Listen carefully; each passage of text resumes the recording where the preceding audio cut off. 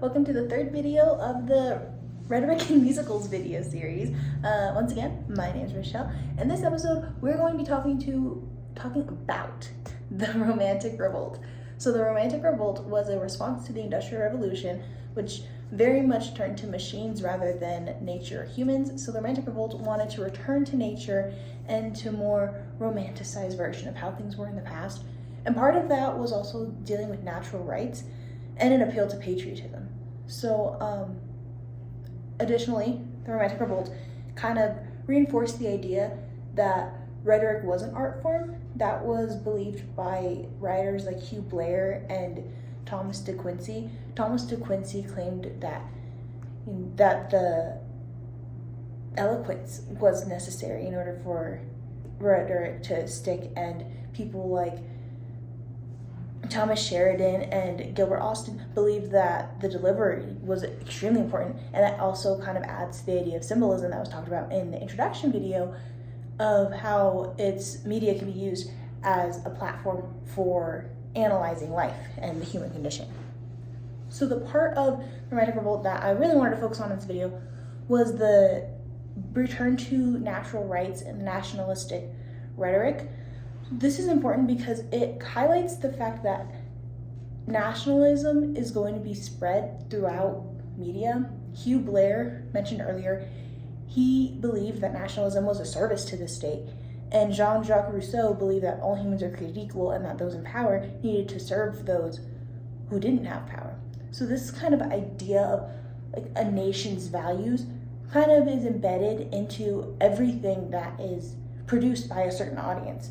The different values are going to be shared within all of Hollywood versus like K-dramas or Bollywood or just like even European films. So for sixth, I thought it was really interesting because some of the things that were highlighted included religion, respect and tolerance for those that come from a different background, and individual liberty. And that kind of differed from the values shown in Hamilton, which included individual achievement, some teamwork, freedom, and then diversity. So in six, religion is kind of highlighted because of the whole Catholic versus Protestant kerfuffle that happened during the King Henry's reign. But I like the way that they portrayed it. It's still seen as kind of important because they do make jokes about it, but it's not at the expense of religion. It's to kind of highlight that it's important. So one of the funnier things is that during Anna of Cleves, her song Get Down, she tells the girls like, let's get ready for this, but she says, okay girls, let's get in reformation instead of like, get information, which I thought was really funny, really cool, just like little Easter eggs back and forth. Another thing is Catherine Aragon mentions something about the disestablishment of the monasteries and how that was like a horrible thing that Henry did. And it kind of shows like that religion is still an important aspect of English culture. And then the second thing that was brought up was respect and tolerance for different backgrounds.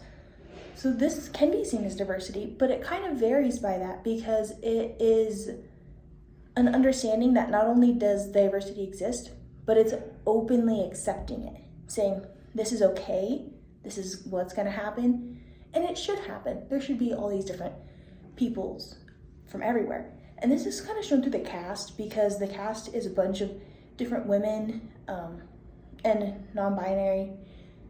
And it just kind of like shows that even though you have kind of a tighter group of who's included, because it leaves out men, it still allows for a very welcoming atmosphere for those who aren't like the light-skinned, light-haired, light-eyed English that is kind of seen, if that, like a European, standard European, it's very diverse.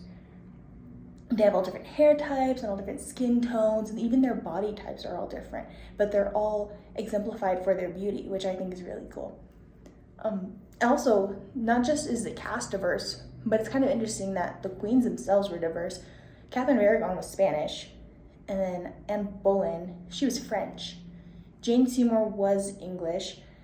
Anne of Cleves was German, and Catherine Howard and Catherine Parr, they were also English, but they're just kind of like that mix of different backgrounds that is all like thrown throughout the history, and then it's shown through the retelling of the history, which is really cool.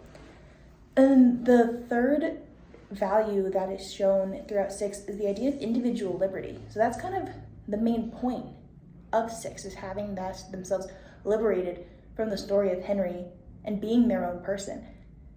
And it's very interesting because in the past, it kind of shows that Henry was trying to like be his own person himself and kind of like liberate himself to do whatever he wanted, but it's kind of taken in a different way. In the retelling, it's that the women themselves, they want to be free and just be their own person. For Hamilton, the values shown were the individual achievement, which is like being the best and elevating oneself, which is very much exactly what Alexander was trying to do throughout the entire thing. He was very much focused on making himself the best. Burr even jokes about, why do you assume you're the smartest person in the room? And it's just kind of like, yeah, that's true. It's kind of a thing that I see like in my classmates and stuff, you know, here in America, that just, you try to elevate yourself and you even brag about, oh, I got 2 hours of sleep last night. Like, so you're trying to be the best in every aspect, which is definitely shown throughout the musical. And even at times it kind of teamwork takes a back seat to being able to elevate oneself. Hamilton does rely on other people to get their support. Once he gets their support, they just turn into background characters. Because Hamilton is the main star. I mean, he's pointing up at the sky on the poster. And then freedom took different fonts in this version, rather than just being like liberated. It's kind of like the freedom to do as one pleases rather than finding a sense of self. This is shown through the Revolution. Like, they wanted to have their own government because they wanted to do whatever they wanted.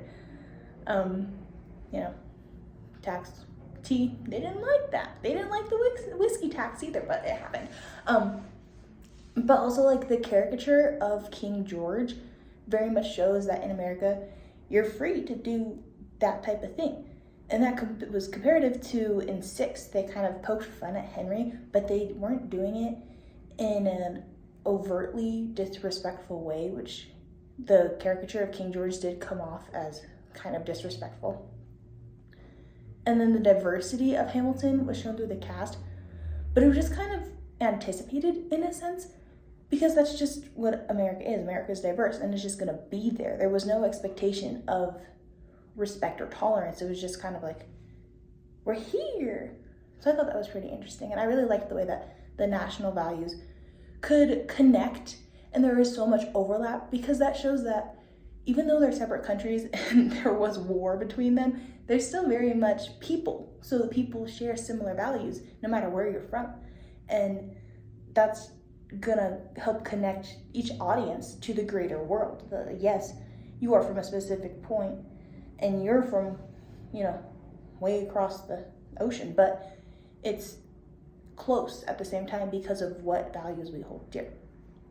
So this is the end of the 3rd video, and in the next video, it's going to be the final video, where I'm just going to wrap everything back up together.